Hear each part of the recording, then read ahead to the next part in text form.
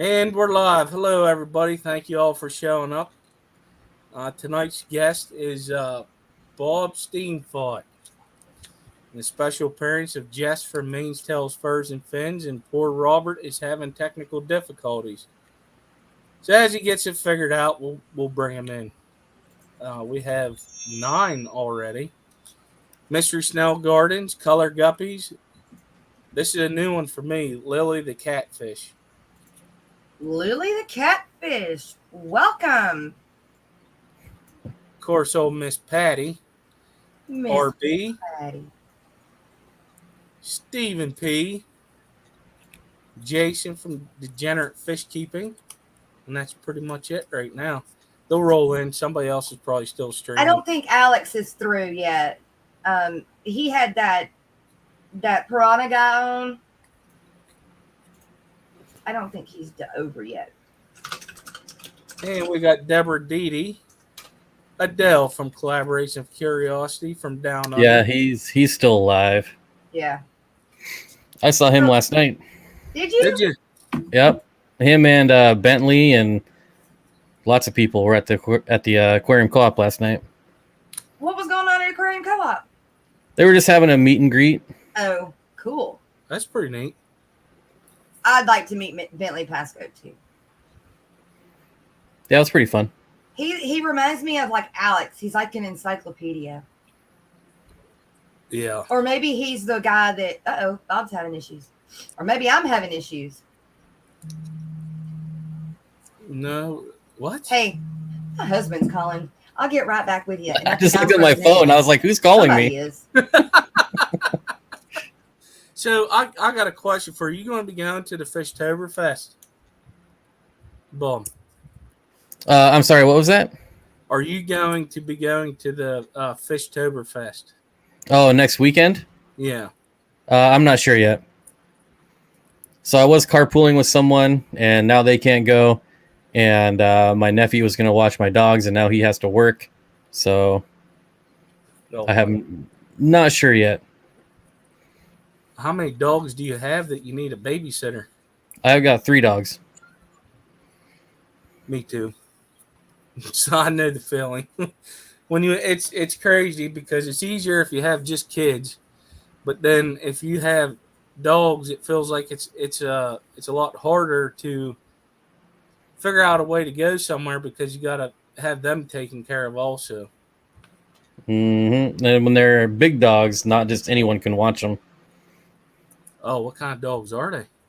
I have a Mastiff, a Pit Bull, and a Doberman. I like all 3 of those dogs. I used to have a Rottweiler Bull Mastiff mix. He passed away. We had a Pit Bull. He passed away. Did you say a Doberman? Yeah, Doberman. My aunt used to have those. They were awesome. I got 3 labs, so anybody can watch them.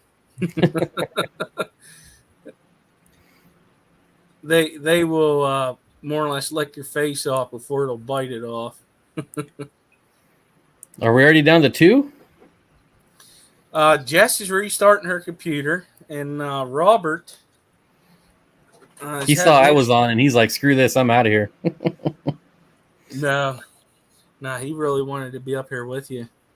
His issue is that his internet or his phone. I told him to get a stinking laptop and just go with it.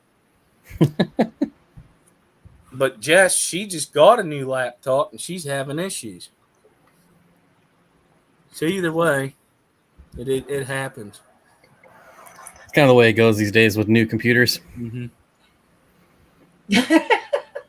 I'm back. I had issues with this new computer because this is a new laptop, and I took it back. I said, "Listen, y'all need to fix this." I said, "I'm going to throw it at you." I said, "You're supposed to make it simple to where it's supposed to take home, plug and play, right?" You're like, "Oh yeah." I said, "Don't work like that."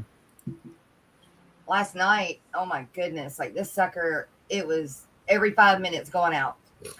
But it wasn't me, it was the internet. Like it was the internet. I thought it was my computer, but country folks, internet issues suck so bad. Yep.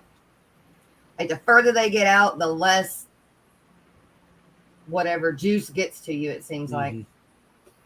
Did I freeze? No, you're good. So, Bob, you moved a while ago. Now, how many fish tanks did you have? Did you set up at your new place? I only have one permanently set up right now, and I just did it today. Oh, really? So there are probably about a dozen or so fish tanks set up, but they're just temporary, so it's just water and fish. And I'm going through and doing one at a time, and I still have to build racks for the walls for the 40 breeders. Or I have a wall for 40 breeders.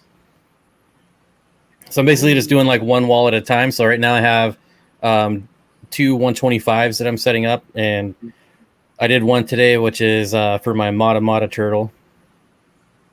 And then the next 125 will be for just a community tank. And then after that, I'll set up my 300 gallon. And then after that, I'll set up the wall of 40 breeders.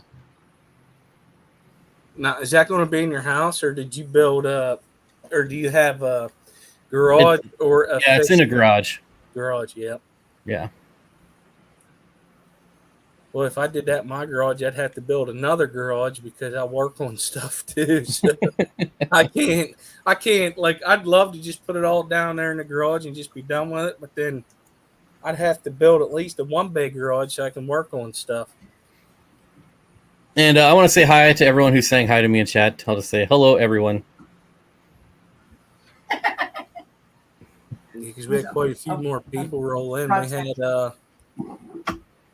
Jenna P. That's Stephen P.'s wife. Hey, Jenna.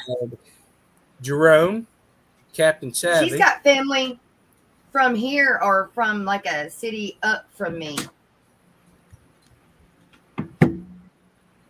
But they live in Baton Rouge. So that's not like it's a big deal. There's your first question, Bob. So my favorite rainbow changes almost weekly, but it's always a toss-up. Like the top three are always Radinocentris, like from any collection point, from different collection. They're the same fish, but different colors from different collection points. Is that the so name? What's that? Is that the common name? That's the scientific name. It's Radinocentris ornatus. They don't have a common name. Oh, okay. So we just call them. They're just called rads. Okay. And then it's either like a Bosemani or a Parkinsoni. Those are like my top three. Pretty consistent top three.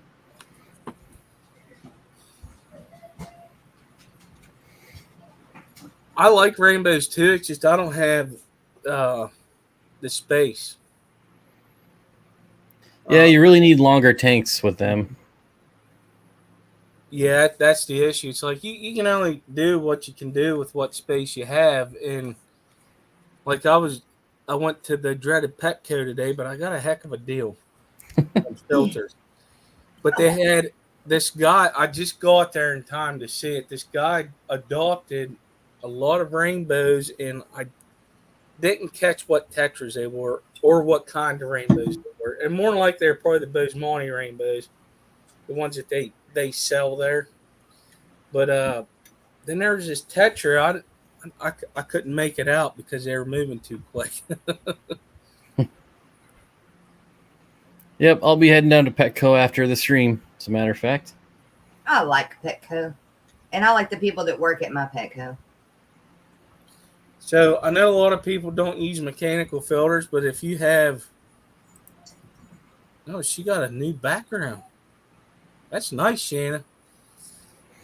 But if you use Marineland right size B filters, if you go there, they're like 21 something for 6 of them. They are $6 in some for 6 of them. Oh wow! Yeah, I cleared the shelf out just in case I needed them. I just like their buy online, pick up in store, and you get 20% off. Yeah. Well, I wasn't planning on. I just went in there to look, and then I just like, no, let's scan this. I was like, oh shit, yeah, I'm taking that. Yeah, you definitely got to, I don't know if people know, but you got to scan the products in the apps because it's always cheaper online, I feel. Yeah, like if you get a bag of gravel, substrate, it's normally I think it's like it's normally like $20 a bag, I think, for like a 20-pound bag. And it's like $17 to $15 a bag. And that's the same way with the sand too. Yeah. Well, like the aragonite in the store is $10 for 10 pounds, but online it's $5 for 10 pounds. And I had one time that I was doing the whole shopping thing, and one lady at the cash register got upset with me. She's, why don't you just do the online? I said, because I didn't feel like it. I want to come in and see what fish you had. Then she shut up. I was like, why would you ask that? Like at my Petco, we've got one guy that, I mean, is just awesome. I mean, he knows everything. And he's nice about it. He's not arrogant. But there's another guy that works there, and you can just tell he don't want to be there. And I'm like, well, then just don't be there. Just don't be a butt. Although I did keep him like 20 minutes late one night after they closed. So maybe he's just not waiting with me. I tell you, retail people hate that. Yeah. We were trying to catch a goby, a saltwater goby. What is it? The Watchman, the one that's clear and got the orange polka dots on it. And he was just having an issue with it. And then I had also got a rock with an anemone on it. And he was having issues with that. So it really wasn't my fault. It just took him a long time to catch and bag everything. But I did come in at like 5 minutes still. So. Oh, he should have the experience, though. No. I spent enough time in retail. When it's like 10 minutes before we close, we're just like, don't want nobody walking in. Wait, who's the a-hole that's gonna walk in and then keep me 30 minutes late? Yeah, that was me that night. And really, I didn't intend on getting anything that night. We were, it was our anniversary, and we were gonna go somewhere else and get fish because that's what we wanted. We wanted something, and we've been married 16 years, so what do you get each other that we just don't go ahead and get when we have the money ourselves anyway? Mm-hmm. So we decided we wanted fish to put in the saltwater tank that we could look at all the time and say, hey, I got that win. But I think I'm froze again. No, you're not.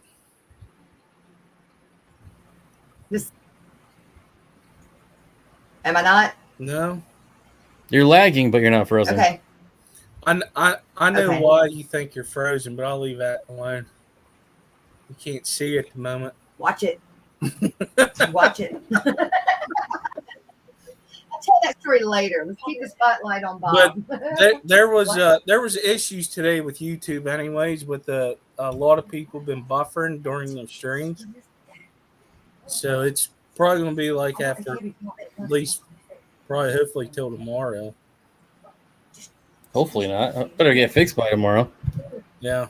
Just go and put something on it. So, one question I do like to ask, can't really say it because you don't have a lot of your fish tanks up and running like you normally do. But what out of the fish that you do have, what is your most favorite that you find yourself? See, it's going to be hard because you got one tank set up in your house. Or even like I said, I have like a dozen tanks. Just one that's complete. So what fish do you find yourself always going to keep constantly watching? What I watch the most right now is my shrimp. Okay. Because they're just always doing something. Like I don't know. I just find them very relaxing and fun to look at.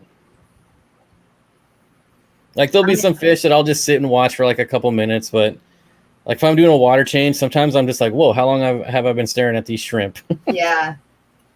I'll catch myself during streams staring off because I've got tanks in front of me. So I'm like, yep, I'm back. Yeah, it's like me. Thank God that one's behind me, not in front of me. Yeah. I'd be screwed. Because my bumblebee gobies are just like right here. So I tried to put them so that if I'm still looking, towards the screen. But they're active. They are so. I love those suckers. Just So get them to breed. do you have any plans of getting into a breeding project once you get all your stuff set up that you haven't done before? There's some Danios that I have that I really want to breed. Hikari Danios. I want to breed my stir-bite Corridoras because I have probably like 15 of them. I don't know. I've never bred them purposely. You get a fry every once in a while, but it'd be nice to maybe breed a couple hundred of those. I think it would be kind of fun. Discus Edition, welcome. That's a new face. How you doing, Discus? I love corridors. That's one of my favorite. Pretty much anything is catfish. I love them. Would I own a red tail catfish? No, because I never have the room for it. But I really do like catfish. I've been trying to figure out the best way for myself to breed corridors. It can be a challenge, but once you get it dialed in, because I had it dialed in at one point, and then I had other stuff going on. That thing called life. It happens sometimes. Yeah. Then I got to refigure how I did it. I just do it with water changes and live blackworms. I did and bloodworms. Tons. Well, so if you don't have or if you can't get blackworms, then yeah, bloodworms. But yeah, I love doing bloodworms because you can just dump a ton of them in there and they live. Unlike bloodworms, which will just kill your water quality. And you basically need so many of them that they're just eating nonstop. Because the fatter you get them, the more eggs they'll lay. So bloodworms are by far my favorite go-to. Or actually, I really love Rapashi as well because that can stay in there for 24 hours. That's something I need to figure. I need to get some of that and start trying to use it. They have one that's carnivore for carnivores. I like to use spawn and grow. So Rapashi spawn and grow, and I use that for just about everything. So I've just got the general one. So The maybe Community Plus. Yeah. Yeah, the spawn and grow has like a bunch of extra protein and fat.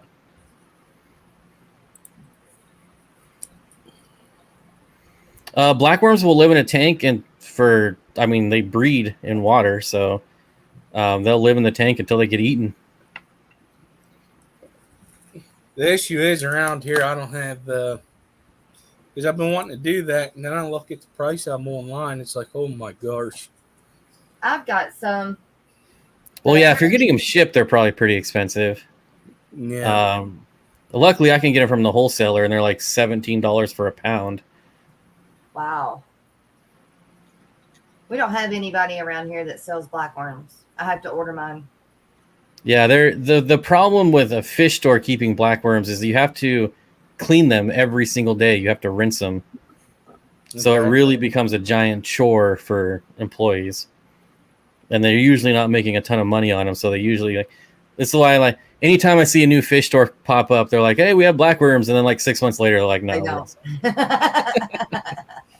So have you ever kept blackworms in we'll say a 10-gallon tank with sand in it and let them just go do their thing and then just take what you want? No, so it's pretty difficult to actually breed or have your own colony. Uh-huh. So it's a hard thing to culture. Not very many people do.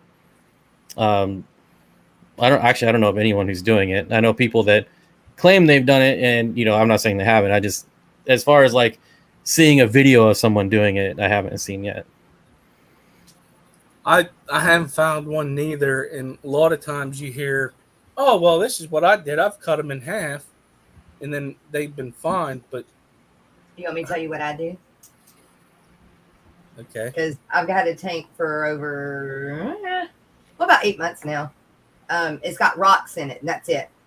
It's got a filtration on it because it's got to keep the water clean.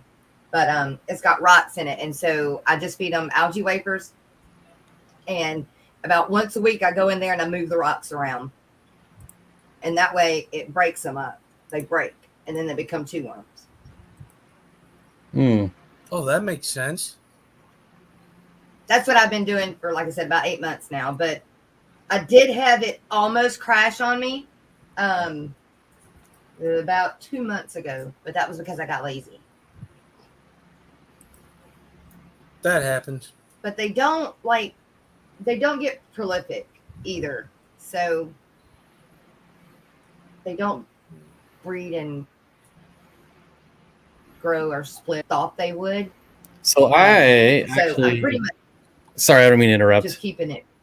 No, go. Go ahead. I actually have my own red wiggler worm farm, and that is like, so they're bigger. So they're not like earthworms by any means, but they're definitely bigger than black worms. So depending on the fish, you might have to chop them up. But yeah, I just have like a 10-gallon tank with a bunch of red wigglers and probably like 3 inches of substrate. And, I just throw like my banana peels in there once a week and they just go crazy and just fish go nuts for them. What? Are they in water? Nope. So they're just like worms that you would dig up, except they're called red wigglers and they're just smaller than earthworms. Oh. So they're not going to work for like tetras or, rasboras, but like bigger rainbow fish go crazy over any bigger fish, Maybe over angels? 3 inches. Angels would just devour them. Mine do. I have Leopoldite angels. Uh-huh. Yeah, they go crazy over them. Crust. Cribs? Cribenzas? Yeah. Oh yeah. I would say like anything over 3 inches is gonna like eat them without having to chop them up. Right. Yeah. But they can get like 3 inches long, which is about what they max out. But they're thin, so they don't get really fat like earthworms. Look like planaria. Jay Oliver and Guppy says I'm about to upload a video of raised red wigglers. Yeah, there you go. Cool. I can't wait to see that, Jay. Ooh, Suzy Q says she needs to start a red wigglers. Use them for the axolotl babies. I need to email you back. Sorry, I haven't checked my emails this weekend. Yeah, and I actually have a video of them on my channel somewhere. I think the video is probably like a year old of my. I had them in a big bin, but since I moved, I kind of, instead of the big 22-gallon Home Depot bin, I got them in just a 10-gallon now. Greg said that we've got some at the bait shop. Which one, Greg? So Bob, me and Greg are 3G, and Stephen P, and Chubb's Aquatics, and there's one more that I'm missing. We all live in Louisiana. And so we've all gotten pretty close. Nice. It's a Louisiana group. So there's like the Tennessee group and now a Louisiana group. Yeah, see, they're the Tennessee Mafia. We're the Louisiana cartel. Oh snap! I got to figure out a Northeast one that we. You're not gonna make me pick sides, are you? No, because no, you don't have your bandanas that you got to wear, your gang colors or anything. Side by side. Well, you gotta wear this handkerchief out your side pocket today, and then tomorrow you gotta wear a different one. Yeah. The gang colors.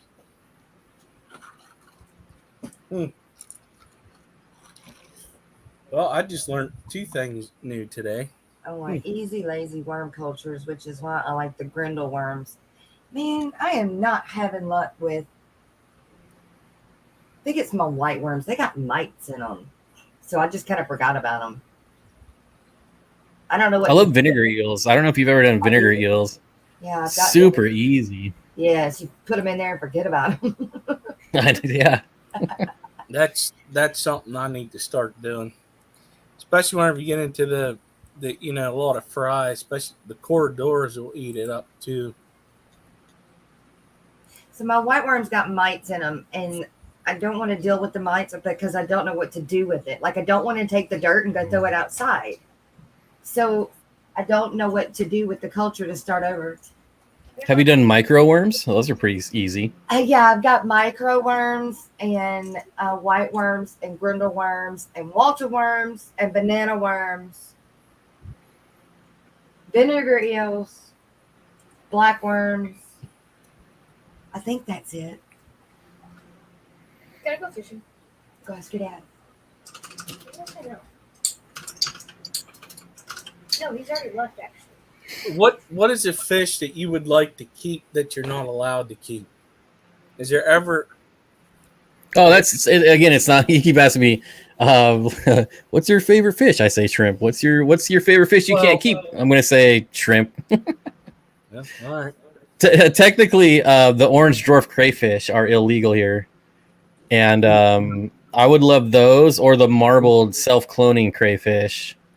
Yeah, we have that here in Pennsylvania too. You're not allowed to get the dwarf Mexican ones or the what are they the bigger crayfish. I think they're like they call them king crayfish, like the blues, the reds, the whites, like they have down in Florida.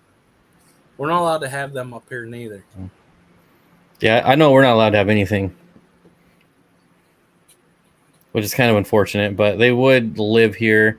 And like the I get it, like the marbled crayfish, you have like one of those, and then like 3 weeks later, you have like 100 of them. So they would take over outside so fast. Wow.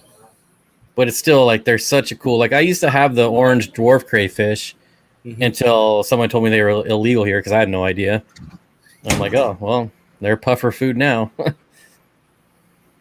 That's one of the issues here in the state of Pennsylvania. It's hard to figure out. Like they don't give you a lot of information of what you're allowed to keep and what you're not. Like for instance, if you wanted to go native fish, it's hard to figure out what you're allowed to keep and what you're not. But they tell you, as long as you have a fishing license, you can keep sunfish. Well, it's not really giving you a lot of information. One of those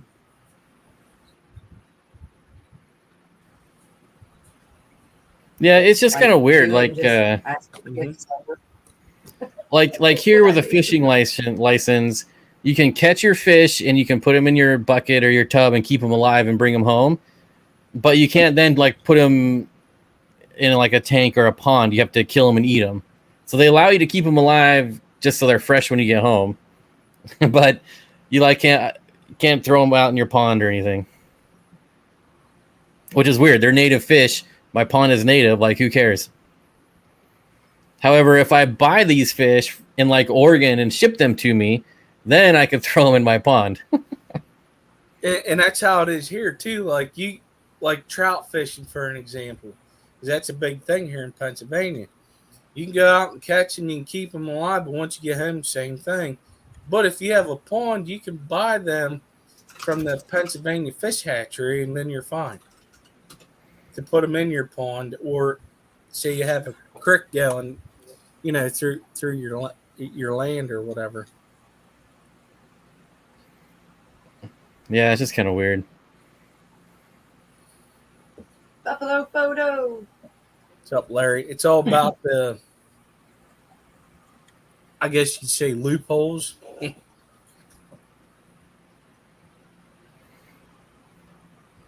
Just don't tell them put the fish into the bayou. No, don't do that. No.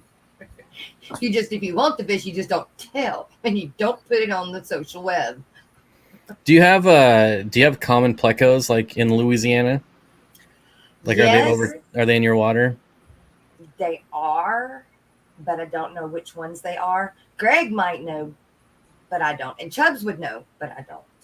But I know we've got some. Especially the further south you go. Like I'm in the north part of the state, and then Chubbs and Steve and Pete are down further south, which is where Baton Rouge, New Orleans, all that fun area is. But I don't know the names of them, but I do know that we have them because they talked about it. What's Bob's favorite pie? I've never had it, but I can tell you it's shepherd's pie. It is awesome. You find yourself an Irish pub, you can get it. It's great. We don't have much in the way of Irish pubs here in Seattle, but there was a couple of them. And I swear, like, it doesn't matter what you order, the food's always good. Mm-hmm. Yep. Out in Pittsburgh, where we went to a Steelers game, there was an Irish pub not too far away from our hotel. And we went in there, and there's like they said shepherd's pie. I said, "Well, never had it. I'll eat that." Oh my, it was great. Yeah. See, Steven said that it's a big pleco. It's whatever pleco gets big. Yeah, it's the common Plecostomus, right? Probably. Well, it's commonly, like you can find it in almost every stinking pet store, and I'm not saying a lot of the LFSs, but your bulk stores, and then people get them, they can't. I really hate that because that's what ruins everything for fish keepers that want stuff to keep that won't put it in their waterways where they're at. Oh, I know they're fine. Well, I mean, because it happens just like everything down here in the south, because it's gonna, just explode because we don't get as cold. And so, like even the snakes, the big ones that they let out, in Florida, they've made their way to Louisiana. Mm-hmm. Not so many of them yet, and I hope they're catching them. But if you see one, there's another one. More than likely. So Robert wants to know, when is your next camping trip with Jimmy? We got asked that last night, and Jimmy's like, "Hey Bob, so when are we going?" I'm like, I pretty much like ask you like every week, when can you go? Like, don't put it on me. But it's like, I don't. It's we started camping, and then Corey joined us, and then Corey moved, and then I moved, and now Jimmy's moving. And it's just one thing after another. And so Jimmy hopefully soon, though. Like a year ago, not even a year ago, huh? Jimmy, did you say Jimmy? Yeah. Yeah, so he moved back here from Pennsylvania. Yeah. And his lease just came up, and so now he's moving from an apartment to a house. Nice. And so hopefully when he gets settled in, like I'm now settled in, Corey's settled in, and I don't even know, like, Corey's so busy, who knows if he can even go now. But Jimmy and I are definitely going to be going because we both love snow camping. He hates the cold, but he does love camping in snow because it's fun. That's actually something I never did. And I've done a lot of camping in my life. That's something I never did. I mean, I've went like normally I go in October for duck season, but it ain't happening this year because I got some remodeling I need to do next in about a week. But never when there's snow on the ground. I never went camping then. I'm not. I'll glamour camp. I'm not camping. So you'd be one of those people that pull up in that decked out RV. You bet your bottom. Yes, I would. I would do that in a heartbeat, but I am not pitching a tent. I am not laying. No. No, not me. And I'm an outside person, but I'm not camping. I cannot say it. Eduardo? Yeah, that fella has a question. Which species have I had the worst experience with? That's easy for me. It's panda guppies. Or not guppies, but panda corridoras. A fish that everyone else keeps no problem, breeds no problem without even trying. Every time I get them, I kill them. Aww. Like, it's not even that I can't breed them. It's just that they just die.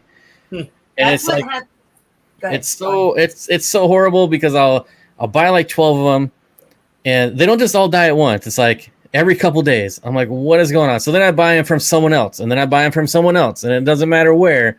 And then everyone's like, well, they like colder temperatures. They like this. They like that. I'm like, I've tried everything. But now I'm in a new place with new water, so I'm going to try again. Mine are in warm water with high TDS, like in the 500s or higher. Wow. And they're breeding, so mine are long fin. Now, the one thing I can't keep, which really, really bugs the heck out of me because I want them to keep them so bad, are the peacock gudgeons. The ones I got from you. And then I got some same thing you did with the Corys. And they lasted for about 6 to 8 months, but I would worm them. I did everything. Oh, that's bizarre. Slowly die off. I feel like everyone has that one fish, though. I was at the Keystone Flash, and I found the Star Sapphire. It's a cichlid, African cichlid, and I was like, man, I want this. It gets a pretty decent size. Right now, that is the one fish that I really want, and they all freaking died on me. And there's nothing wrong with the water, nothing wrong with the tank. It just happened. I'm gonna try again. Well, now I don't feel so bad about Right. killing panda cories because Yeah. it's really hard to kill African cichlids. Like, you have to try. It just happened. Like I was so upset, man. I was like, this is an awesome fish. It's beautiful when it gets bigger. And then 2 days later, all three of them were belly up. That's a beautiful fish too. I bred those like 4 or 5 years ago. The reason they're not more popular is because they take like 3 years to get all the speckles on them. It's brutal. But once they get them, that's a good looking fish. It looks like somebody bedazzled them. Yeah, it's a bedazzled cichlid. Yeah. Pretty much, yeah. That's exactly what I thought when you showed it to me the other day. I was like, hey, somebody bedazzled it. And it's just one of them. Like I didn't care if it took 3 to 4 years. Just something that I wanted, and that was going to be one of my first big fish, actually. And yeah, it didn't pan out too well for me. Rico's digging in. Where is Bob going to take Lily for the first date? Who's Lily? Okay, I'm not the only one with bad experience with panda cories. I'm glad. I've never had someone else say that before, so thank you, Eduardo. I feel better. Yeah. Oh, they're talking. They're talking about Jason's knife fish. That poor guy. That's the fish that's his fish. The one that he just kind of offed all the time. That poor I guy. think we all have that fish. He did everything That that one he fish. could, and it didn't work out. Multiple times. Just one. Unfortunately, it happens. You can't help it.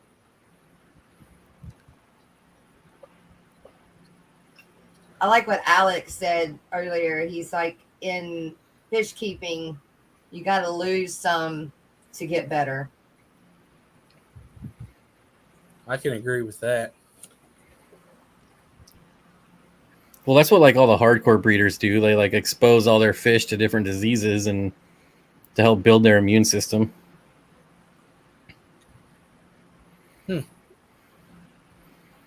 Yeah.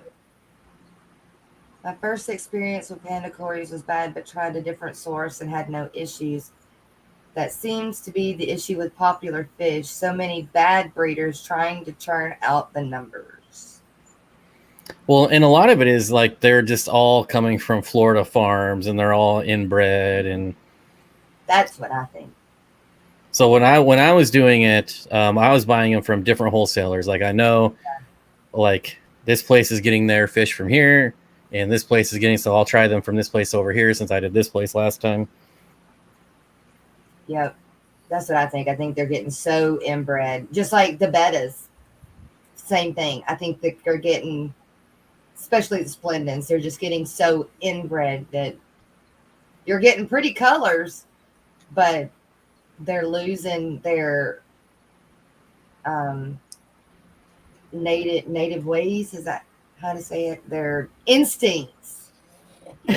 Like, is Their there natural instincts. is there a way that you could possibly try to fix that? And like, So what a lot of people do, I mean, I don't really pay attention in like the fish world, but in the reptile world, like people will exchange, like say I have this gecko and I bred him, and there's also someone in Europe that's bred him.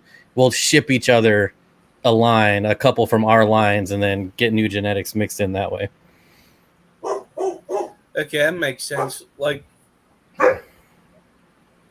your dog barked because of mine. That's awesome. Quit it. my 3 lap dogs are trying to be tough right now. I had to shut the door on mine because mine are in there playing. We're babysitting a puppy this weekend, and that was funny. oh my gosh. What a I was handful. talking to somebody about like the green dragon Plecos, and he told me the line that he had. And then somebody that I got other green dragon Plecos off of it was probably a totally different line. So that would be a way to kind of help fix that, right? Yeah, and even like inbreeding, like it would take. I mean, I'm not like a geneticist or anything, but like it would take a lot. I mean, I don't know how many, maybe like 10 generations, which the a lot of the farms are way past that at this point. Yeah. I don't know what that number is, but I know it's not like, okay, you're on the third generation and now everything's all just messed up. No, it's quite a bit more than that, but So what all reptiles do you keep? so I got rid of almost everything when I moved. And I still have a Sulawesi water skink and then a Mata Mata turtle, and that's it right now. One that I'd love to have would be a bearded dragon. We had one at one time, and then we had to rehome it because, well, we ended up having kids, and we needed the space. So it's like, oh man, it sucks. But she used to have like frogs and stuff, and I enjoyed that. That's what I've gotten like my eyes set on lately, are some of the dark frogs, like the purple ones that we seen at Aquatics Orlando. Oh my God, that setup was amazing. And it was confined. It was just in a Zoom egg, one of the big ones. But God bless, that was such a pretty tank thing. Enclosure. That's the word I'm going for, enclosure. Had the Yeah, water. and they have like, the nice thing about having like dart frogs in the fish room is when they start calling and mating, this really adds to the effect of the fish room, the ambiance. I've got tree frogs outside, and I love listening to them. I've got a video where I have my light on in the room, and they're outside. I keep the curtains open so that they can come and eat the bugs off the window that's flying to it. So I get to see a bunch of geckos and a bunch of tree frogs in the summertime on my window.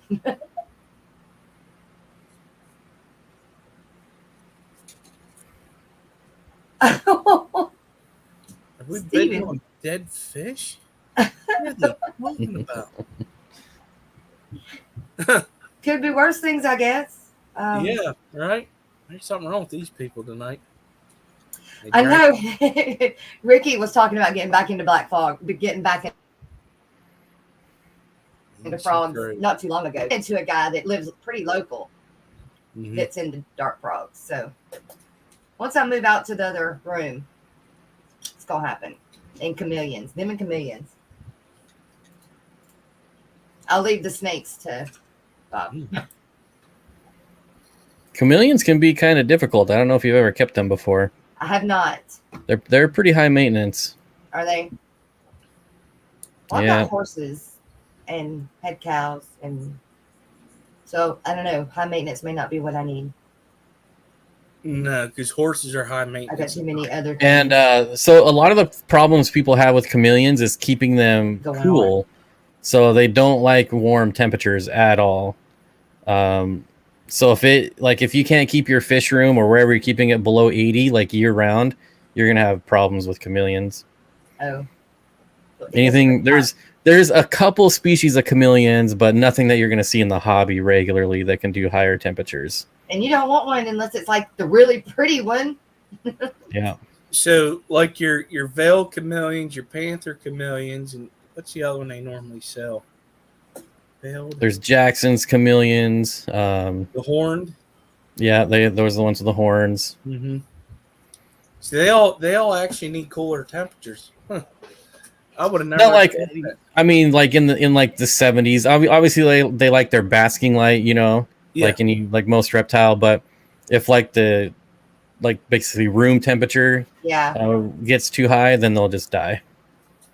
So, that makes sense because in the wild, they got a big canopy, and whenever they find the sun, they go to it. That makes sense. Yeah. They I can go never high, knew- low, never high, knew low, that. wherever. Mm-hmm. I never knew that. Make sure the tank is The lid is on. Venom. Sounds like earthlings.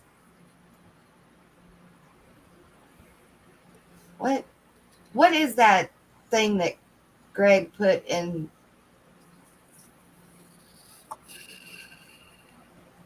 Alien head or something?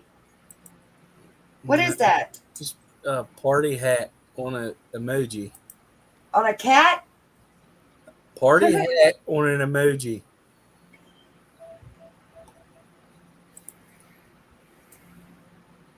So what is the next tank you're going to set up? Me? Yeah.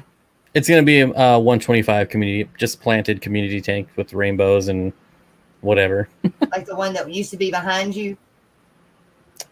A long time ago, yeah. Yeah. So whenever you do your planted community tanks, you still use CO2 and stuff like that? I haven't used CO2 for a very long time. I have 2 complete CO2 systems, so I might, just for fun, since I haven't done it for so long. But the problem I find with CO2 is just the plants grow too fast. And if you just have a couple of fish tanks, it's not that big a deal. But when you're already maintaining so many fish tanks, like stem plants, you have to cut like twice a week just to, keep it under control. So it gets pretty crazy pretty fast.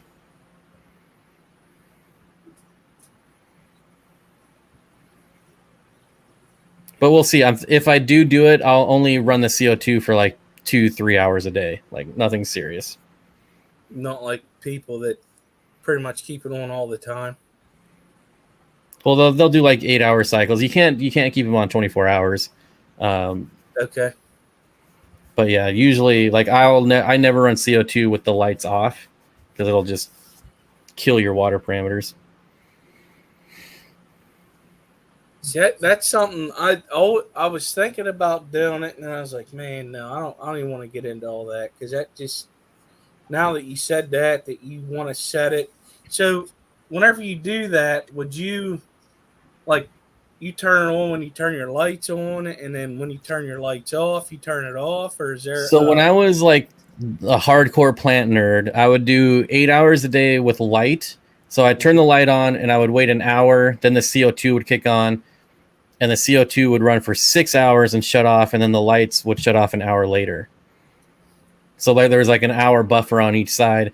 And if you run the CO2 without the lights on, then the plants won't be intaking the CO2, so your CO2 levels will build up in the water. Huh. That's just one of them things I never really got into, was like they call it the high tech tanks or whatever. Yeah, I mean the nice thing is like it opens you up to like so many more plants. So you can really like nerd out on a lot of plants if you're doing like high-tech CO2. And you can start getting into the plants to sell for like $25 a stem. Oh, yeah. Wow. And then you can just keep selling them over and over and over because no one else can grow them. They're like, dang, I killed it. So then they'll buy it again. Because they're not using CO2. Yep. That would be me. Like, oh, man, why can't I keep this thing alive? No, bud, I ain't going to tell you my trick, but I can do it.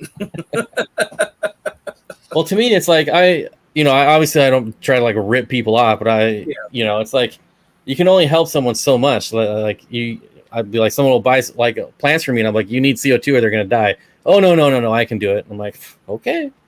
Yep. You can lead them to water, but you can't make them drink. One issue I found out is like when you're in a lot of the streams with people that's been in the hobby for a very long time, and somebody asks them a question and they've done it and they're going to tell you, they'll go ask somebody that has not been in the hobby for a long time and believe them before they would believe somebody that has done it longer. Well, I think some of the issues is there's some of the issues I have with like some of the old timers is the more that I talk to, the more I found out they're like, it's my way or there's no other way to do it. Whereas really we all know in this hobby that there's multiple ways to be successful. Mm-hmm. And to me, it just, I don't know, maybe I'm wrong, but I feel like a lot of the old timers are like, this is how you have to do it. Like the way you're doing it is wrong. And I'm like, well, they're breeding And I've gotten like breeding rainbow fish. Some of the old rainbow fish people are like, "You're an idiot if you do it that way." I'm like, "But it's working," and they're like, "Well, you're stupid." Okay, if you say so. They get set in their ways. So I guess what I meant was we have an echo. Yeah, how did all of a sudden go echo? But Is it echo on me? I don't hadn't know, touched nothing. it's done. But that was really weird. Skipper. No, I didn't do it. But I understand what you're saying, whereas like someone's going to believe, like maybe someone who's been in the hobby for like a year versus someone who's been doing it for 20 years.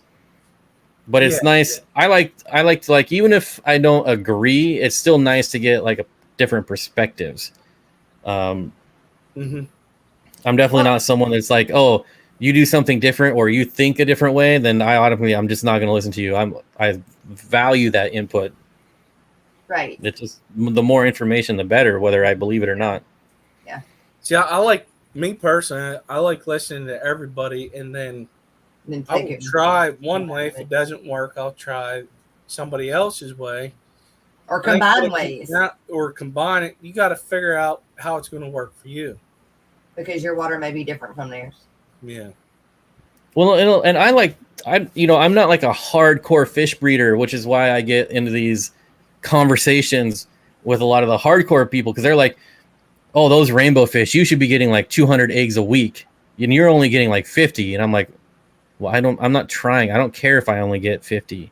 Like the way I breed Corridoras, like, yeah, I could get like hundreds a week, but it's like, if I can just set it and forget it and get like 20 or 30 a week, then hey, that's a win for me. Like, I'm not trying to break any records or win an award, you know? I agree with you on that, because I couldn't, like, those guys, them hardcore breeders, that's all they focus on that, and what it comes down to is what time do you have to do it, you know? Yeah, because I just like, for corridors, for instance, I just like to put them in a tank, put some gravel in there. You know, they'll lay their eggs on the glass, you know, and everyone is like, oh, scrape them off and saving them, and I'm like, some will fall into the gravel. They'll spawn. They won't get eaten because the corridors can't use like 1 inch gravel, and the eggs will fall, and then they hatch and they swim out, and they have places to hide. And you can get pretty decent number of corridors doing that. But the hardcore people in there, they're like with their little pipettes, like sucking up every single egg. And I'm like, that's fine if you want to do it that way, but I don't got time for that. Mine lay on moss. Yeah, that's another way. I had 2 sets of moss, and I taken the just Java moss, and I put it in there, and then they lay on it, and 2 days later or 3 days later, I'll take and pull it and put another one in it. So I just keep swapping the two. And that's how I like to do egg scatters. I just like to have a carpet of moss and the eggs, you know, they'll scatter the eggs, and yeah, you know, you'll get some tetras down there or they'll pick off some of the eggs, but a lot of the eggs still make it. It's like, I don't know. I'm pretty easygoing when it comes to spawning. I've done a deli cup with some yarn and like them decorative rocks that they use for like beta tanks and stuff. And like I did it with Danios, they went through and they laid their eggs in it. And if you didn't take it out in time, yeah, I saw that. That was funny, Jess. You'll end up seeing baby fry in there with it, so it'll work. So Joe didn't want his face to be shown, huh? Not right now, no. He's funny. But it's like these blue galaras, these killies. I mean, God, I'm having a hell of a time. Like they'll breed, I'll get the eggs, but we think that it's the TDSs or how hard my water is when they're spawn, and so it's making the eggs not viable. So they never make it to being hatched. So now I'm gonna try that. I lowered the TDSs, and they're in about 200, and got a new batch of them, and we'll see. Trying. Joe is running. No, Joe is just running. Joe does not like being seen on YouTube. No, I do not have my leopard frog pleca. So that's going back years ago. I had a small colony of leopard frogs, and I got rid of all of them except for one. Just like with my zebra pleco colonies, I got rid of all of them except for one. So I have like one leopard frog pleco. I have one zebra pleco. I have like one L494 pleco. I tend to like keep when I get rid of my colonies, I tend to keep one. Just I don't know why. No, it's just so that you say you Just still because. have it. I'd be the same way. You have you ever dealt with the pistos? Oh yeah, I've bred a few different species of apistos. So Lily's asking which epistos you guys' favorite, because I know I haven't dealt with them. My favorite is Apistogramma benchii, or it's called the Inca 50, and they have like a yellow mohawk, which is pretty much the only reason I like them. They're my favorite just because they have a yellow mohawk. But apistos in general have great personalities. I mean, most dwarf cichlids do, but they're just really fun. I haven't gotten any yet because Jason told me to wait until I had a tank that the TDSs and the pH would stay lower on its own. That way I wasn't constantly chasing the pH. And once I did that, then I could call him and say, okay, I've got it. So the thing with the pistos is, are you talking about Jason from Redfish? Yeah. Mm-hmm. So not counting his apistos because he gets like super rare pistos. Yeah. But any like the common apistos that are in the hobby now, you can keep them in just about any water parameters. And when they don't know which one I was looking at, but it was probably one of them rare ones. Yeah. And a lot of times when it comes to apistos, you only need to lower TDS and pH when you want them to spawn. Mm. Most of them will spawn now in like neutral water parameters, but like the rare species that haven't been bred a lot or are wild caught, you will. I mean, some of them you got to get down to like 4.5 pH for them to spawn. It's pretty crazy. Yeah. Well, I went. But if you're not spawning them, you just put them in a community aquarium and let them go. I went and got that stuff that he told me to get from Tractor Supply. That like high-end cat litter. So it's still. I don't remember the name, but I know what you're talking about. I can't remember what it's called though. Safety Zorb. There we go. Yeah, Safety Zorb. That's it. Yeah, it's still sitting in a bag outside on my back porch. Oh, I was gonna ask you. I've never used it. I'm curious how dirty it is. You'll have to let me know. He did tell me that I've got to rinse the heck out of it. That's what I thought. Yeah. Yep. So, but like I said, I haven't done that yet. I'm still trying to get my saltwater tank moved over. And so what's that litter going to do? Is it going to something. help with the TDS? And I never use kitty litter. So the Safety Sorb is actually really popular with planted people. So a lot of people use it in planted tanks. I've never used it myself, so I'm not sure. But I know when like people are like, "What's a cheap planet?" Like on the forums or something, you know, what's a good cheap substrate for planted tanks? Everyone says Safety Sorb, and I think it's just clay, or like a large portion of it is clay. But I could be wrong. Again, I've never used it. Yeah. That would make sense if it has a lot of clay in it. It ain't the clay that I got outside. My clay is full of all kinds of good nutrients. Oh, yeah. If you want to plant some plants, you get some of my clay. Woo, Lord. River bottom clay. Oh, that's the best. It'll grow some stuff. That's right. Except for in the summertime when you get these big cracks in the ground. You gotta watch where you're going. Holy cow, it's been an hour already. Wow. Does anybody have any other last-minute questions for Bob? Because I'm sure he probably has stuff to do. Time flies when you're having fun. I'm in no hurry. Well, I'm waiting for paint to dry. Like I was spray painting before I came in here. Now I got spray paint all over my hands. But I gotta do that. Like Joe brought my racks up to do that, and I haven't done it yet. I bought the spray paint. Well, Susie Q, we have an hour to burn before Bob Kaler's, but It's up to you guys how long you want to go. Lily likes my accent. Is it that? I don't hear it. Is it that? You have an accent. You definitely have an accent. You got that southern drawl. Louisiana southern drawl.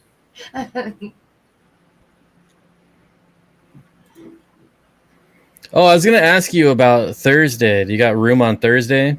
You bet. Let's. I think we should try to plan for Thursday. That'd be a good day for me. Cool. If it's good for you, That's good for me. you'll just have to send me a reminder email because I'll forget. Okay, I will do that. You ain't lying. Oh, Skipper knows. This is like 3 months later. I'm finally on. I showed up in the stream the other day because finally wasn't busy that day. I said, "Hey Bob, how you doing?" He goes, "Oh man." As soon as I saw the name, I was like, you know. Like, shit. Oops. Listen, man, I get it. I'm the same way when it comes to that because when it comes to, like, if you're always on the go, there's times you don't have time to check your email. Well, and it's like one of those things. Like, if I go onto Facebook right now, I have like 2,000 friends requests because I haven't even checked them over like the last years. It's been years since I've gone through, and I'm just like, and then I look at them like it's just too much. I'm not even gonna try. Yeah. It is. It's funny because Kenny asked me, "Goes, did you message him?" I said, "Well, you never accepted my friend request," so I get it. Like there's like thousands, and I'm just like, and then like so that, and I just stopped. Like when I first started on YouTube, I was like, accept, and then I got like a crazy stalker, and I'm like, never again, all right? And then it's like, people will friend request me with their YouTube name, and I'm like, this could be anyone. Like so, after the stalker, I'm like, you know, this could be someone faking to be this person. So like now, if it's not like a real name, I don't even consider it. Yeah, But I just quit looking. Like the best way to reach me is my email, and you see how hard that is, and that is the best way. I have a backup now. I sent him a message. He goes, "Hold on a minute," and I got an email, so it worked. And who told you to do that? Yeah, Jess helped me with that. Kenny's grandfathered in. What can I say? Yes. Yeah, he's a good dude, though. Yeah, I really like Kenny, and I met Danny last night. She was at the co-op as well. That's awesome. Chet, that's one place I wanted to go to Fishtoberfest so bad, just so I could meet like a lot of people from up in that area of like watching, and just to get to hang out. Yeah, I'm still hoping. I mean, it's not the greatest odds, but I might, depending on airfare, like fly down in the morning and just fly back because it's like a 30-minute flight, and it's right now. It's $150 round trip, and I would be paying probably like $100 in gas if I drove. So it's like for an extra $50, 30-minute versus 5-hour drive. So we'll see. I'm hoping like maybe there'll be some like last minute crazy airfare deals or something. It might happen, but a lot of times if they still have seats open, because when me and the wife went to Vegas one time, she goes, "Oh my God, you should see this deal. I'm looking at $60. What?" Mm-hmm. Yeah, it happens. It just takes. You just gotta constantly watch it. Yeah, and actually, it's really beneficial to call them too. Mhm. Like, if you like, what do you got in the next like 24 hours? Can you give me a deal? Also a crazy stuff there. Looks like we got another stalker. It's just nonstop. I'm telling you. This ought to be interesting. Nah, it's So I do really want to go, but I really want to go down on like Saturday. So I'm still trying to find a dog sitter because there's some pretty good restaurants in Oregon. I'm definitely motivated by food. And there's supposed to be a lot of rare fish there as well. So we'll see. I have next You weekend come to off. Dallas, Bob. To the Aquashella I would never go to Aquashella on Halloween because I'm just not a Halloween person. I'm not either. And I'm like, this is the last thing I want to deal with is people in costumes. I haven't dressed up in, I can't tell you, since like way past teenage years. Like, I like probably elementary. I haven't dressed up. But I'm dressing up this time. And I'm going. And I'm going to dress up. So the funny thing was, we were talking before. I had to call Skipper before the show. Because I said, look, okay, here's the story. So I don't wear fake eyelashes, right? I just don't. And I said, I want to wear them with my costume. So I got to learn how to do it. So before the stream, just earlier, I was working with my eyelashes. And I got these big ones. And I didn't realize they were so big. So when I open my eyes, they touch right here. So I had to call Skipper. I was like, okay, look, I don't know if I'm going to look like a clown, but my eyelashes are like huge and I can't take them off because they're glued. So I was waiting to see these eyelashes go up over her eyebrows. That's what I was picking. They're not that bad. But then we got on screen. I was like, I can't even pick on you. Like, So I have covered up a lot of it with makeup. not like he's trying to get like the drag queen look down, you know. Oh no, not that bad. But they are a little big. Like it turns sideways, you can see daylight in between. Oh well. But I'm trying to dress up as a betta. And I'm making my own outfit. The problem is it's so close to a mermaid outfit that I'm trying to make it not look like a mermaid because I don't want to be a mermaid. I want to be a betta. So, and some of the online go up to like thousands of dollars. I was amazed. I didn't even know it was out there. But that's the thing with like Halloween is whenever you get into looking into costumes and stuff, you can pay a pretty penny that you're only going to wear it one time. I'm not. I'm going to wear it more times. I'm going to wear it to all the Aquashellas now. I don't care if it's Halloween or not. You better get your money's worth. I know. There's only one thing I want to do during Halloween trick-or-treat night, and I might do it this year. I'm sitting on my porch, and I'm going to act like I'm a stuffed scarecrow or something. And I'm just going to scare the heck out of people. That's all there is to it. You already look like a scarecrow, so you ain't got to dress up. Well, you got to put the farmer clothes. Just put the hat on, you good to go. Yeah. Little bit of makeup above the beard and stuff will be all right. Yeah, because I don't like scary things like at all, and I don't like blood and gore or anything like that. And Halloween's made to be that way, so I was like, well, nope, I'm gonna make it magical and bedazzled. It's a girl thing, I guess. I don't know. Yeah, probably.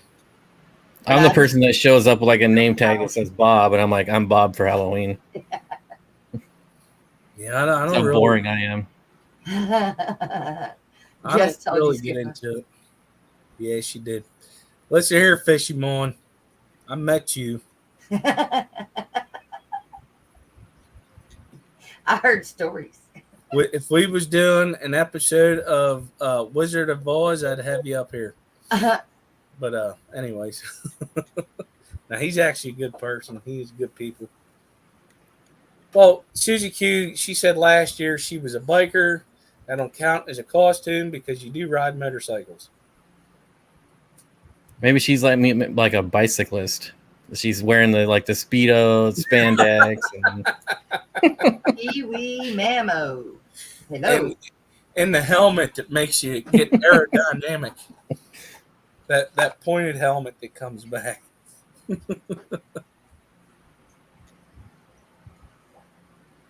My 10-year-old said she wanted to go trick or treating as herself. Who said you got to dress up? I think it's in the rules. Is it?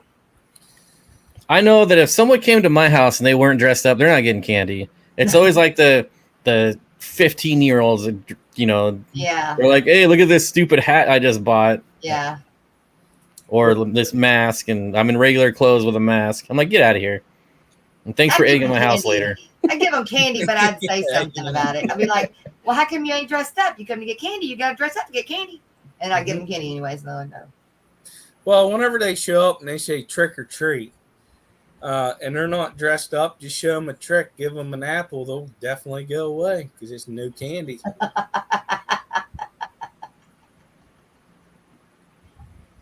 You got to pull on their heartstrings and be like, I was too poor for a costume. Then Like you get all the candy. Buffalo Photo said, go as yourself. Just say you are a broken dream. Wow, that's deep. Right? They got 3 costumes for her. Told her she would dress up or not go. What if she should use a third of each costume? Yeah, just yep, that'd be good. Just cut them all up and sew them all together. See what you got. I can't even remember a single costume that I dressed up as a kid. Like, the only one that I remember is a vampire, and they used to have in the one town is they would have this parade where he was dressed up and you would go around and that you had numbers and they judged you. And I actually won. I'm like, I didn't know I looked that damn dead, but it worked. That's the only one I can remember. I can't remember the other ones. I had daughters that getting dressed up as a neon or a cardinal would be an easy and awesome. I do have my outfit picked out if I ever do go to a Halloween party, but I don't see that ever happening. Like I just don't want to wear like a fish head. You can wear no. I went to a Halloween party last year. I only agreed to it because it was my wife's work people, and they were all pretty nice. So I went there. I was dressed up as the Catholic priest. She was a nun, and I had a Bible that had a flask in it. That was the only way I was getting through this party. I don't even understand that, Patrick. I think they put crap in a bag and light it on fire on someone's doorstep, and then they come out and they stomp it out with their feet and they get shit all over their crap all over their. Yeah, they normally it used to be dog poop, but down there they must dog poop catches on fire. Bags. Well, no, it's just the bag, and you don't see the poop inside. So when you stomp it out, like a brown bag. Okay, mm-hmm. I'm thinking like the stuff that. Well, I know what prank I'm pulling on you if I ever come to Louisiana. You like the methylene on fire or whatever. That's what I was thinking. Country girl. Well, we know how to fix that prank. Just put a brown bag on fire on her porch. She's stepping. Come on, Mike. You should know better by now. I know better not to step on it. You just kick it off. You still might get it on the toe of your shoe, though. And you don't think that there's some not already on them? Yeah. Well, listen, yeah, you're right. I'm going to bring pig shit then because I know you ain't got that. No.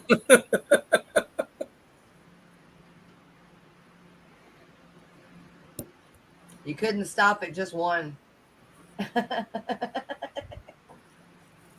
haven't heard of a lot of things. I was so sheltered, like I'm still learning about things. Oh, T-Bones, how you doing? Hello, Jimmy P. And there's Bob. Woohoo! Right? He actually did his first stream yesterday. I know. So good for him. I'm proud of him. He's definitely getting a lot of people now starting to do the whole streaming thing. Yeah. I know I'm fairly new to it for probably 2 years now. It's a really easy thing to get addicted to because it's a lot of fun. Yeah. It is. I just crossed the threshold. The one thing I would have a problem with, and I don't know how you do it, Bob, is with the amount of people that you have in your stream, and you do it, I got to say you do it very well, is when you get down through and read it, you just keep going with the flow of it. and your chair is normally doing the same thing that it's doing now. Yeah. And I gotta have a swivel chair, man. I gotta have it. Yeah, well, I got one too, but it's just like it. I could see that, and it's pretty amazing. I like it how you can a lot of streams. It's good whenever you can feed off of the chat. I like that. Yeah, well, that's what I try to do every time. It's like you just capture that energy. Which is why sometimes when it slows down, I'll just be like, Uh-huh. Yeah, That awful dead air. Like now. Yeah. I mean, I've been doing it for like 5 years, and Yeah. I did other like streams before, like you could stream on YouTube. So I don't know. I'm also a fast reader, but sometimes like my mind reads stuff faster than what I'm speaking, and so like I'll just start speaking gibberish. I've done that a lot. But I think like I just know like when I go to some streams and like someone asks a question, and then like the whoever is streaming will ramble on for like 30 minutes, and I'm just like, oh man, let's get some other questions asked. So me, I'm just like bang bang bang bang, let's get through as many as we can. And I don't know, not everyone likes it, but some people do. I would I say actually- there's I enough like of it it. to do. Yeah, I do too. I like it because you're quick and to the point. Some people get off on tangents. Like they'll start talking about that one comment or question, and then it just adds on to it. And a lot of times, what they're adding on to has nothing to do with the question. It drives me nuts. But I will have to say, the way you do your live streams are pretty good. Do you do the whole make it? I don't remember. Do you make it slow? The chat, you know how you can make it. No, I don't do. Yeah, there's slow mode. I don't. Nope. That's it. Yeah, slow mode. I mean, if I ever needed to, I would. But now, I mean, under like 300 people, I don't really see a need for it. Like, there's been times when I've had like 4, almost 500, where I've been like almost to the point of doing slow mode. But I don't know. To me, I would just think it's a challenge. I would just try to read even faster.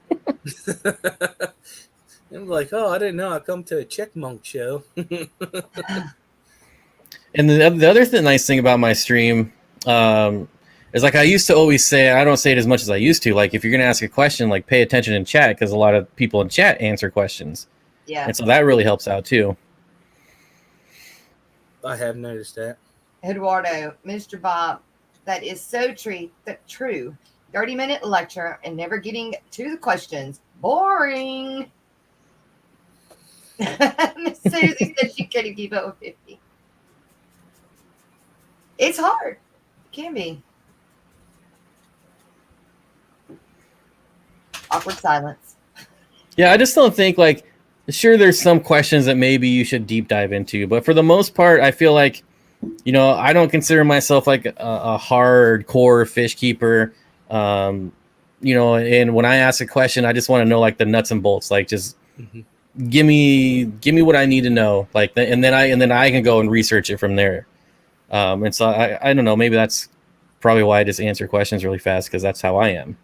Like that's how I want my questions answered. You give them the basic. This is what, or where you need to go. Look, this is the basics of it. Then you can figure it out.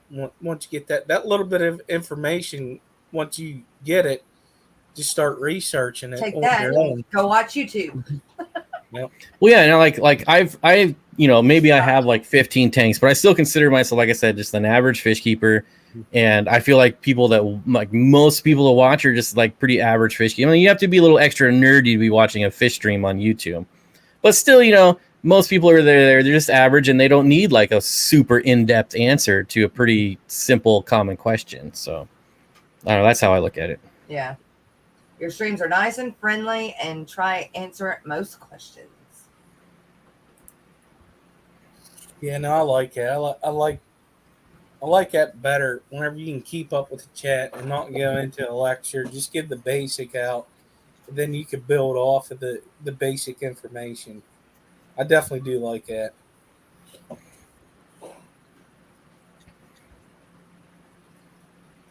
$46 watching and 28 thumbs up. Let's get some thumbs up. click, people. Gotta hit the like button. Right? So, If I held Bob's chair still, would his head keep popping? oh, Jimmy P. No, then my head would just go like this. I would start tapping or something. I have to move. Do you do the whole tub thing like a lot of people do outside? Some Mhm. of it. Yeah, I've only done it. So this would be my second summer coming to an end. But like I did it last summer and I'm totally hooked. Like it's so easy to breed fish outside. It's ridiculous. And they look so good in the sunlight. Yes. I did my first one this year. You know, you go to Lowe's, you get them circled 20-gallon tubs.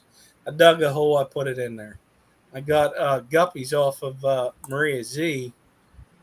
I'm actually scared to pull that stuff out because I might got guppy-topia in that stinking thing, like 50 million of them. But Susie Q asks, are you doing anything different this time while creating the fish room? I'm doing more from I guess like a minimalist standpoint. So way less tanks. And just I want as just the few. I don't want clutter. Like my fish rooms have always been cluttered. Always. It's like, oh, I can barely shimmy a 10-gallon tank in this little spot, so I'm going to do it. Or I like maybe if I move them this way, I could fit all these other tanks, and then I got food everywhere and just filters everywhere. And I just want to clean, organized, less cluttered, less tanks, and I want to. Well, and the other thing is like my last fish room that I built in my last garage, like that was for resale, so it wasn't really set up for like it made just like filming awful, like filming videos in there, like everything looked bad because I just set it up for it to be like quick transition tanks for fish. And so I want to go back to like my original fish room, like if you go back like 4 years ago when I could actually film my tanks and they looked better. And I don't know, so since I don't plan on selling fish again outside of what I breed, like I'm not going to buy wholesale anymore. I want to go back to like nice, you know, I almost said manscaped, aquascaped tanks. That's what I was going to ask you, and I had forgot about it earlier.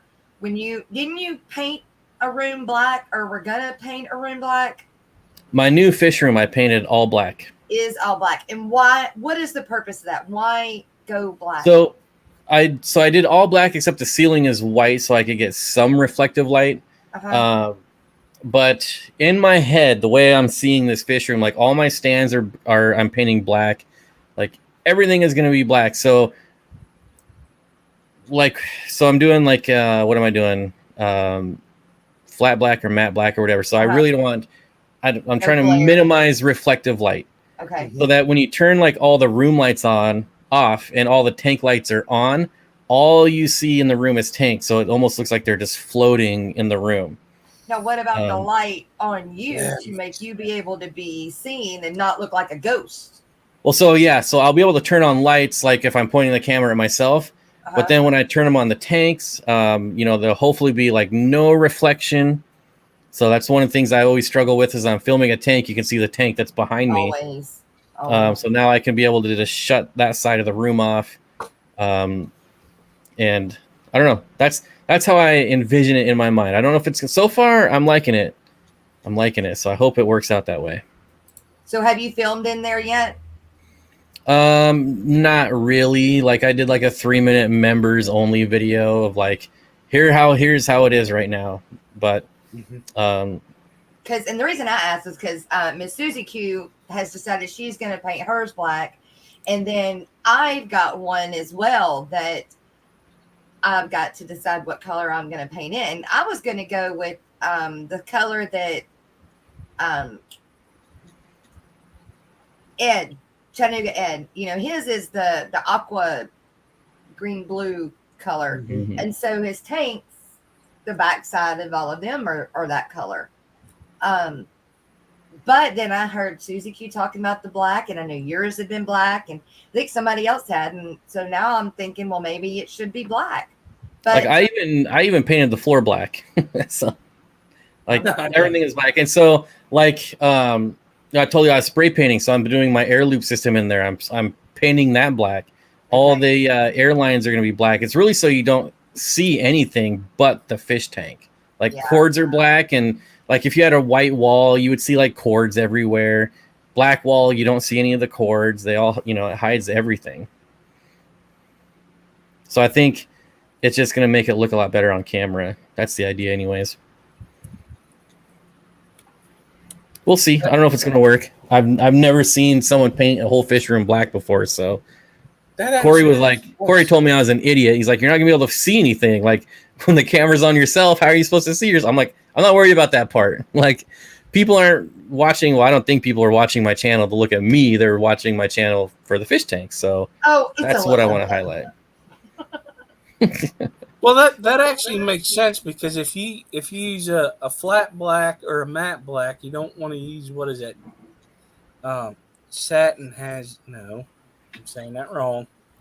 Well, like the gloss is terrible. Yes. Like, so anything that's reflective. And real quick, Steven says I should have used the black 3.0 paint.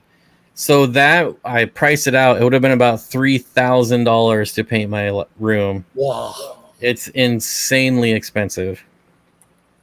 wow. But I did. That was my first go-to, was talking to them and see how much it would be.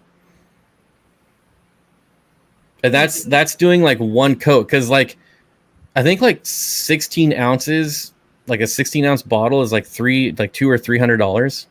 That's ridiculous. And it might even be, I don't remember. It might even be like an 8 ounce. It was like really small. Wow. Yeah, no. You could get matte. Yeah, I wanted that paint so bad. You had no idea. Like I even emailed the company. I was like, look, I'm a YouTuber. Can I get a deal?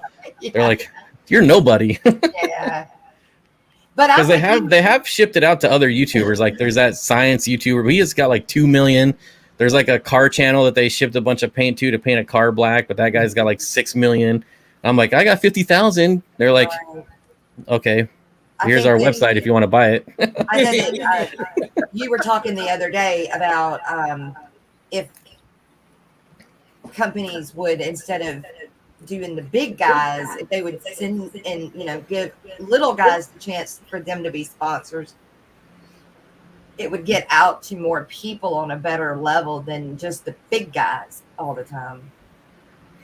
Well, I think I think it's always going to be more profitable for them to send it to the big guys. Like there's just no way around that. But I think they're definitely overlooking the smaller guys though. Yeah. Because the big guys, like they don't have any like rapport with their subscribers. They don't have any type of community. Right. It's not that personal relationship that you have with the smaller channels.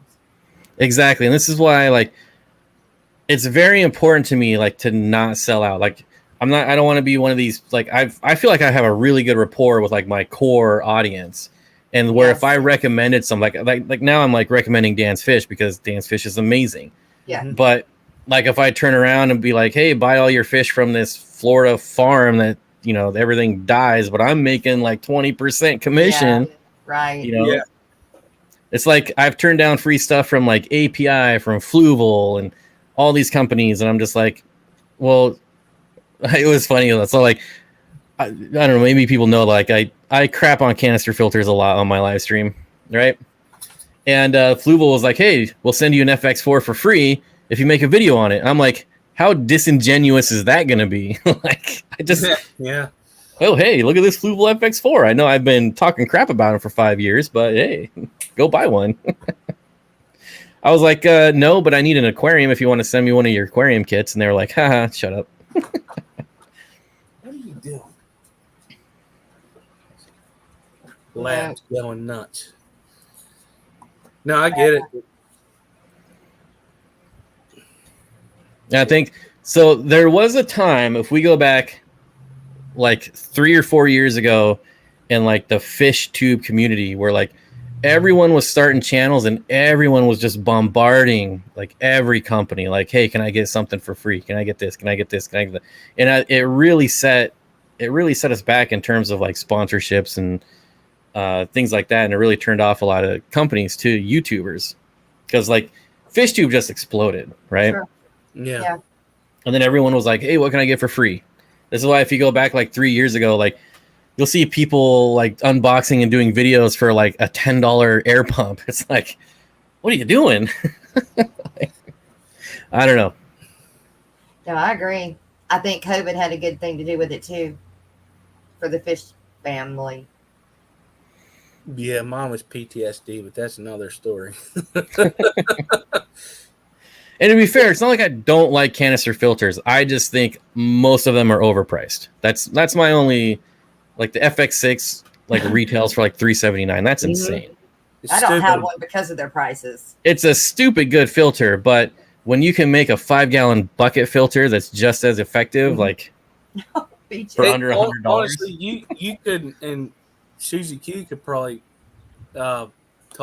be like, yeah, you're right. Is motorcycles are the same way. You're paying for the name. What it comes down to is a lot of things have a lot of the same stuff in it, but if you put a brand on it that you know is like widely known, like a Harley Davidson, you're paying for the name.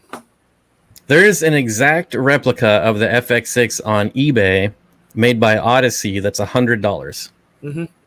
It's so That's I don't know. that's like your Yeti coolers and Ozark cooler. Yeti people crack me up. Sorry if you're a Yeti person, but a 5-gallon Yeti bucket that sells for like, what is it, like $40 or $50 for a 5-gallon bucket? I'm like, are you kidding me?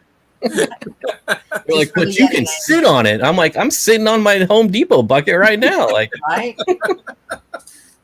I got an icing bucket from the grocery store that I'm sitting on while I'm hunting, so it doesn't matter. Zombie mermaid. No. That's one of the and a matter of it's funny. I was just talking to, I think I messaged John from KD Tropicals, and I was like, I spent like the last 5 years crapping on canister filters, and now I have to go buy one. This is gonna be funny because I need one for my turtle tank, unfortunately. And why is that? Why are you going with a canister filter for the turtle tank? So it's in a 125, and I have like a double 125 stand, and the turtle tank is on the bottom, so I can't do a sump. Okay. And I only have it filled halfway, so I can't do like hang on backs or an overhead sump. You couldn't do an overhead sump. No, because there's a 125 on top of it. Okay, not enough room in between the two. Yeah. Okay. So now I'm gonna have to buy a canister. You're gonna get some crap about that. But I'm buying a cheap eBay knockoff, so we'll see. Right. You're not going for the Harley Davidson of canister filters. Nope. I'd be the same way. Ugh. Well, maybe now's the chance to call them people back and say, "Hey, I'm ready for a canister filter now." Yeah, Paul says Fluval. I mean, I'm sure a lot of people, I would think, agree with me that Fluval's overpriced, especially when you can buy them on Black Friday for half price and they're still making a profit. Yep. Unfortunately. A freebie empty.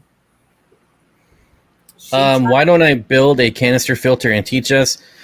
The only canister filters I like, so I love the 5-gallon canister filters, but I only like gravity fed. So where the 5-gallon bucket is above the tank, and you basically, gravity just pulls it back down. Well, what puts it back up? A pump? Yeah, so you have a pump in your tank, and it pumps it up to the top, and then it goes through the bottom and comes back down. Now, what was the difference between just having it on the floor and it being pushed through it? So so a floor would be pressurized, and basically the only difference is the gravity fed is just way easier to DIY. Oh, okay, to DIY. Yeah, that's okay. Got it. What expensive buying 300 plus filters and anything that sets you back $1,000 is just a hobby killer. That's why I haven't bought any. I mean, I have a few sumps and then sponge filters. I have a few hang-on backs, but I haven't bought the first ones because they were given to me or they were in tanks that they just came with the tanks. And I like them, but I pretty much turned them into sumps. You know, I put all the stuff in them. I don't keep the slot thingies that come with them because The I'm socks, not buying yeah. that. Yeah. So the other thing about the gravity fed is that there's way more peace of mind since I'm DIYing it. Like it's never gonna back siphon or hose isn't ever gonna fall off and drain my tank. At worst, I'll get 5 gallons. It'll just drain back into the tank. Whereas if the canister filter is below it and I DIY built this thing and I messed something up, and now like all 125 gallons is gonna end up on the floor. Dang. So, but then you've got this big old 5-gallon bucket hanging down somewhere. Yeah, I mean, it would definitely. Well, see, like I painted my room black, so if I ever did it, I just get a black bucket. You would never see it. Oh, Great Well, picture. And then you just put like a pothos on top of the bucket, and it'll just There grow you go. over it. oh, there you go. Wouldn't even know. Sorry, I had to go. I thought I heard something upstairs with the kids. I was thinking maybe your alarm went off. That thing. Mm-mm. No, I'm not doing that tonight. Mm-mm. Oh, I didn't know that you turned it on when you wanted to and didn't. Oh no, it's on. I'm not Oh. going. Oh, I'm part of the volunteer fire company. That's what she's getting at, Bob. there's There's been times many where I was in, streams that he's just up and run, just up and left. And I'm like, okay, well, we'll see you when you get back. it depends on the call. If if it's bad, I gotta go. I can't let them hanging. I've always wanted to do swift water rescue, My and husband. I swear one of these days I'm going to go through the training. That is some crazy stuff they do. Mm-hmm. I love rapids. Like last time we went whitewater rafting, I was like, please let me jump out in these rapids. And finally, they're like, fine. Oh my gosh. No. They went down to the dam to practice. And it was really rough that day. Really rough. And they said that they threw a line over to the other side. And they had people on each side. And they had a line going through. And they were making them go from one side to the other. And they were also making them go to the middle and let go, and to see how see how fast they could get off to a side. Then they were also doing it where one person would let go and then they'd have to catch another one. Mm-hmm. It was crazy in rapids and stuff like that. And I'm like, yeah, no, not me. Mm-mm. So they were doing that at the dam whenever they opened it up to release water. Then Yeah. that makes sense. They also, when that hurricane, one of the hurricanes a few years ago, it was a 100-year flood, and we had that really bad flood down here, and they were sending people to South Louisiana, and he was part of that team that went down there, came back, and them clothes were so bad smelly, it was unreal because of the water with all the sewer water and everything else that could be in that water. Yeah, that's never fun. Yeah, those are the yucky sides that I got to see from him. But he's not on anymore because when he became a sergeant, they said it was conflicting. So yes, he had a to lot of step things. back It's out of what that you one. get out of helping people. It doesn't matter. It's part of it. Well, it's the same thing when he went to the sheriff's department. He was working or being on the volunteer for the fire department. Mm-hmm. But when he went to work for the sheriff's department, he had to quit that because it was conflict of interest. And I'm like, I don't get it. But you would think you'd want as many people to help out whenever. That's your state. It ain't like that up here. Yeah. Yeah, leave it to Louisiana. There's a lot of stuff up here. My grandparents had the box and pull chain in their Manhattan apartment. I don't get that one. I missed something. If you ever trained with a Scott air pack with the air turned down, you would understand how hard being a rescue person is. I have trained that way. Nope. Oh, she Look, says. I got scared when I was in the ocean and that undercurrent took me. Riptide. Yeah. Well, I'm gonna close the stream down because That's I funny. need.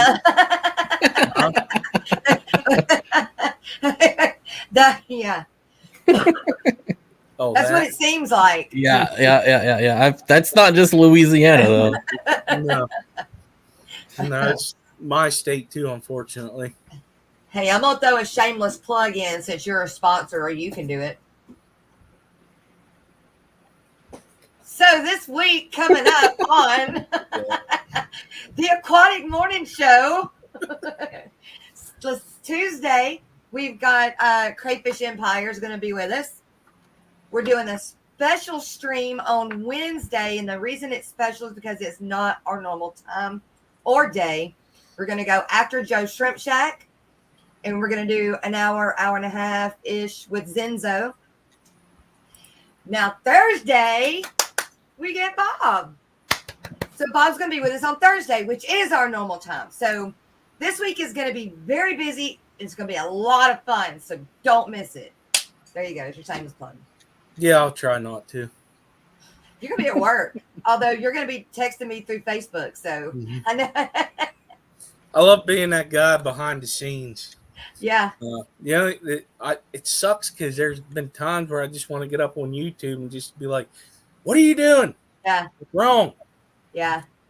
Maybe you need to ask this," but I can't. Or when my facial expression changes because I just read your message. It's priceless. I hate I love to hate, I guess, the comments that are it's funny but you can't read them. But like, oh yes. man, you get some good ones. Yes. Oh, you forgot about Ladies' Night. Ladies' Night. That's right. We've got a new Ladies' Night. Miss Shanna, 503 Aquatics, and myself are doing a Ladies' Night. And you know what? I forgot what day that is. I think because this is our first one. I think it was scheduled for Tuesday. I think. It is Tuesday. Okay. And I don't remember what time. 9-ish? 10? That part I don't remember. Somewhere around that time. Just be looking. I'll let y'all know tomorrow morning what time. Yeah, Bob's going to like it in the mornings. He likes it morning person anyway. Terry. I had to mute myself because my dogs are going crazy. Hey, we all have it. All happens. Mine came up to me. He's like, "What's that?" Tuesday. Yeah, Tuesday, 9 Eastern. Okay. See, Stephen P's on top of it. He knows. He is. Look, my people keep me straight. As I say so scatterbrained. They know I'm going to do it. They tell me when I'm going to do it. So they just keep me going. But all right, I'm going to say bye to everybody because I need a 15-minute break before 8 o'clock when I go back on with Bob Kaler. I'm not too sure. Thanks for having me. I appreciate it. I'm sorry it took so long. No, it's fine. I appreciate you coming up. And, I'm always glad to come back if you'll ever have me. Just, give me about a 3 months notice and hopefully get it figured out. Oh, Bob, I don't know if you're into this type of thing, but we're doing we're doing a gift exchange. Mm-hmm. The Fishmas, Merry Fishmas, and it will start, it'll be November and December. Anyway, I've got the rules and everything up on the Facebook page, but whoever wants to join can. And it's just like Dirty Santa, but not dirty. I don't even know what that is. Okay. Well, it's a gift exchange, but you don't know who you're. So it's like a Secret Santa? Yeah, Secret Santa. Yeah, okay. Exact same thing. It's a Secret Santa. Santa. I know it. I don't know what a Dirty Santa is or whatever. Dirty Santa is the same thing with. I know what a Dirty Santa, Sanchez is. It's with more of gag gifts than, But and then we're also doing it's not called Rico Claus, he calls it something else. Christmas fish, I don't know, something like that. Anyway, people are going and donating to this, and then he's going to come on live streams and give away. Right now, it's above $50. If you are a live stream and you do live streams and you want to sign up for it, he'll come up on your live stream and give away this money that the entire fish family has put into. And it's not just money, it's stuff, gift cards, anything that anybody donates goes into this, and then he goes on the streams and passes it out. The trick of it is person that knows that, like the live streaming, like Skipper would know that he would be coming on the stream, but nobody else would. So that means that, everybody's got to be watching all the streams so they know when they can be in the running for all of the gifts for the Christmas stuff. So we've got 2 big Christmas things coming up this year that only I did one last year, and it was very spur of the moment. So not everybody was notified about it. But this year we started way early. It's more organized. So, and it's more, are you saying I wasn't organized last year? Well, you and your sticky notes sticking around your computer desk and everything, it's more organized. Hey, some way I got it done. But yeah, it was very spur of the moment, like 2 weeks till Christmas type of thing. So, but this year it's well organized. So what you need to do is Thursday have all your ducks in a row so you can explain it better to them Thursday. I just send it to him because reading the rules. Yeah, that just was like easier. That was a lot of stuff, and I'm just like hearing it from me. What? Actually, the video, we did a whole Christmas video. I dressed up as Miss Claus. Rico Stan was Santa Claus, and Rocco was Rudolph. It's cute. You can tell it's scripted, but it gives the rules and everything like that. So if you want to understand it better, email Bob, that to you. If you want to understand it better, Bob, just go to that video. It's well more organized, and you'll get it. Yeah. And it won't go over your head then. All right, I'll check it out. It's actually a pretty good thing. It is. So, I love you guys. Y'all know that. You got anything else you want to add, Jess? I don't think so. Bob, not at you? the moment. No, I'm good. I'm so confused. I don't want to add to it.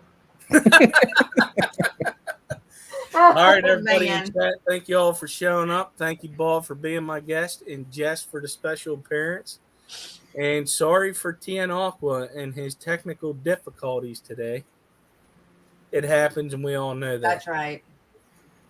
So everybody have a good night. Before because of it. Next stream's in 10 minutes. It's Bob Kaler in Tennessee Mafia fish stream, they call it now. Everybody have a good night.